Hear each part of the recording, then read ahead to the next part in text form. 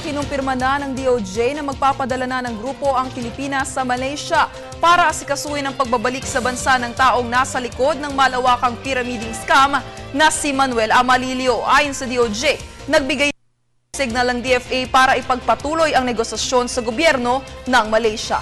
Para sa detalye, balitaan mo kami, Fred Montesa. Kinumpirma na magpapadala ang gobyerno ng Pilipinas ng high-level team sa bansang Malaysia para sa pagbabalik sa bansa ng taong nasa likod ng multi-billion pyramiding scam na si Manuel Amalilio na napapaharap sa patong-patong na kaso. Si Amalilio ay kasalukuyang nakapait sa Kota Kinabalu, Sabah, Malaysia at binubuno ang 2 taon nitong pagkakakulong matapos mahuling gumamit ng peking pasaporte.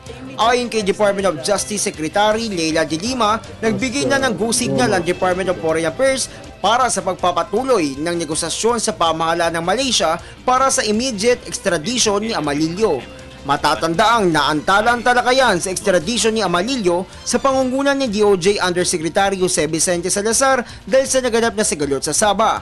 Bukod sa extradition, nagpadala na rin ang pamahalaan ng isang formal request sa Malaysia para sa freezing ng mga ari-arian ni Amalilio sa bansa.